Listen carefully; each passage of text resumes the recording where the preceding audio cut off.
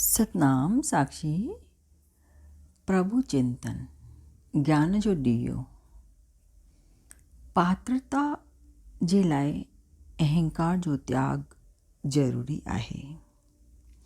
आत्म जो दीदार कर्मन आत्म जो दीदार नित्य अविनाशी आत्म आहे, पूर्ण ब्रह्म परमात्म आहे। झूठो जगत अनात्म आहे, इहो कर वीचार। झूठे जग खां करे किनारो, सतगुरु संतन जो वठ लारो। ज्ञान सुणी कर आत्म न्यारो, त्यागे तन अहंकार। पंजन कोशनि जो पर्दो लाए, अंदर ॾिस तूं ध्यान लॻाए। अनुभव करता आत्म आहे, सतचित आनंद सार। कहे टेऊं गुरु शब्द विचारे, लक्षणा सां निज रूप निहारे। वेद भरम खे तुरत निवारे, पाएज मोक्ष द्वार। त ज्ञान प्राप्तिअ लाइ, प्रभु चिंतन लाइ पात्रता माना योग्यता ज़रूरी आहे। पात्रता आहे त ज्ञान टिकंदो, न त मथां मथां हली वेंदो। जीअं शेरनीअ जो खीरु सोने जे बासण में ई रुकंदो आहे। अगरि सोने जे बासण जे अलावा ॿिए कंहिं में बि खीरु विझिबो त बासण खे ई फाड़े टोड़े विझंदो। तॾहिं कहावत आहे त शेरनी का दूध सोने के पात्र में ही ठहरता है। त सोन माना शुद्धता, शुद्ध हृदय, साफ हृदय। त ज्ञान भी उते ही स्थिर रहंदो जिते पात्रता माना ज्ञान ग्रहण करण जी योग्यता हूंदी। अगरि पात्रता योग्यता न आहे त ज्ञान न टिकी सघंदो। ऐं पात्रता योग्यता कहिड़ी हुजे त पात्रता हुजे साफ हृदय जी ऐं अहंकार मुक्त हृदय जी। माण्हू साफ दिलि ऐं अहंकार मुक्त हुजे, जंहिंमें परमात्मा जे ॾांहुं समर्पण हुजे, जेको शरीर ऐं मन जे भावनि खां मुक्त हुजे, सभिनि ॿाहिरियुनि ॻाल्हियुनि खां बि मुक्त हुजे। छो त सभ जो कारण आहे अहंकार। छाकाणि त अहम भाव छॾींदे ई आत्मा सां संपर्क थी वञे थो। पोइ थोरी देरि बि कान लॻंदी आहे, देरि लॻंदी आहे सभिनि जे प्रति पंहिंजी धारणा मटण जी, दृष्टि मटण जी, अंदर जी दृष्टि। अगरि पंहिंजी दृष्टि मटिजी वई त सभु कुझु बदिलजी वेंदो। पर इहा दृष्टि मटणु ज्ञान बिना संभव न आहे। ऐं ज्ञान लाइ साधना ज़रूरी आहे। कहिड़ी साधना? अहंकार मुक्ति जी साधना, साफ हृदय जी साधना, गुरुअ जे लाइ समर्पण जी साधना।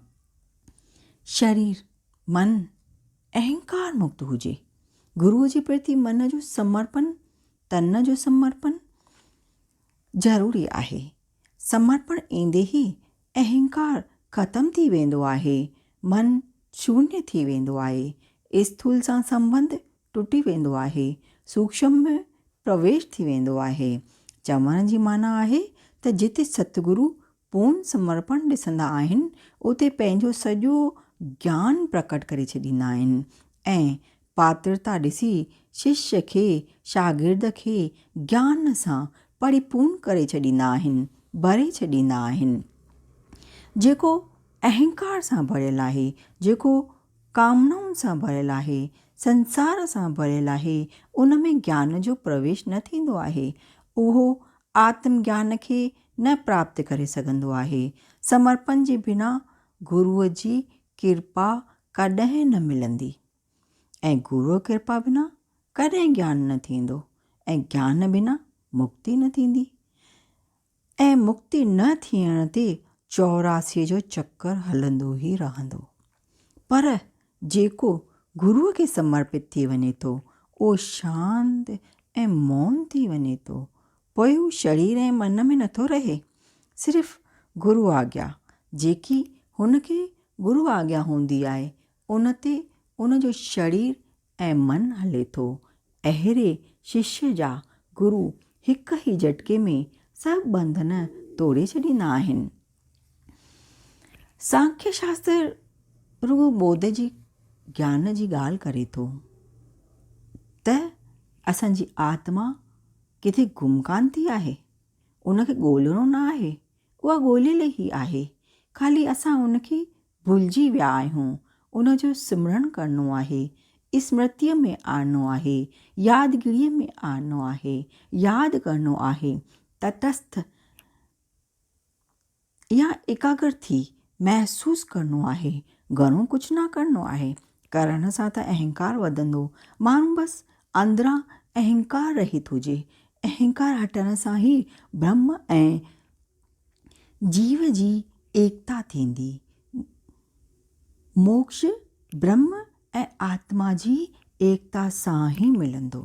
जेसीं ताईं ब्रह्म परमात्मा खे, स्वयं खे ऐं आत्मा खे माना पाण खे हिकु न ॼातो आहे, तेसीं ताईं मुक्ति न मिलंदी।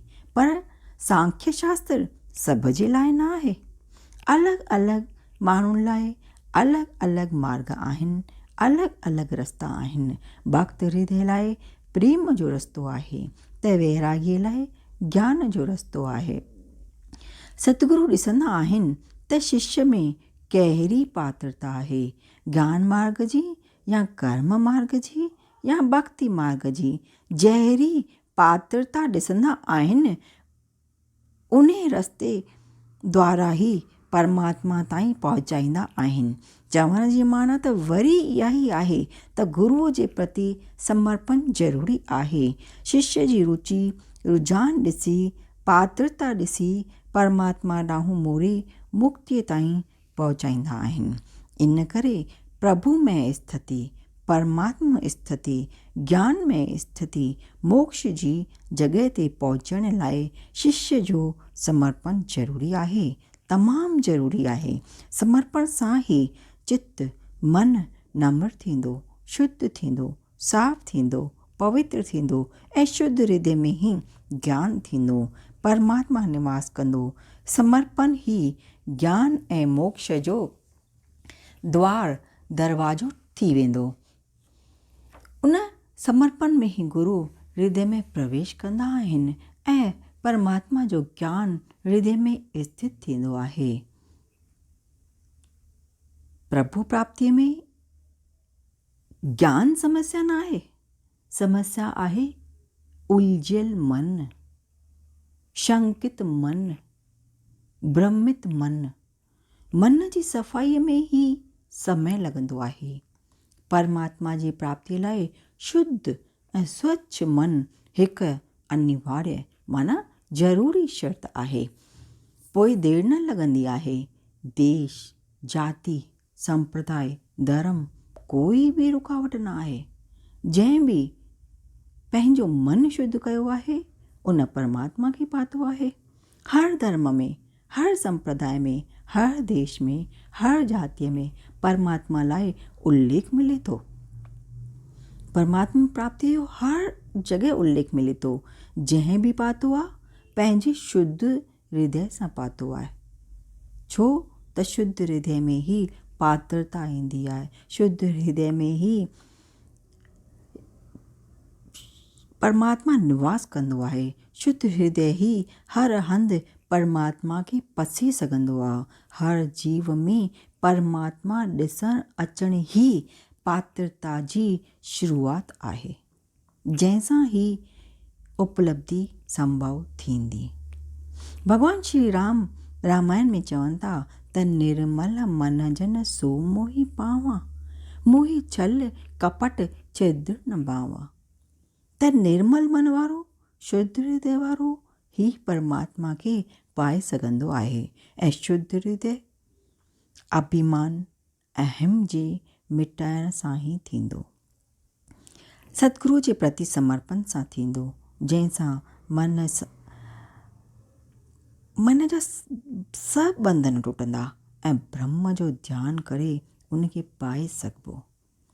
कहे टेऊं अभिमान मिटाए गुरु सेवा करती गोलो। वचन सुनी हृदय में दारे, कट तू वेद ब्रह्म बोलो। जग जा सब बंधन तोड़े, ब्रह्म खे ध्याए रे। त परमात्मा प्राप्ति में शुद्ध हृदय खपे, परमात्मा ॾांहुं समर्पण खपे।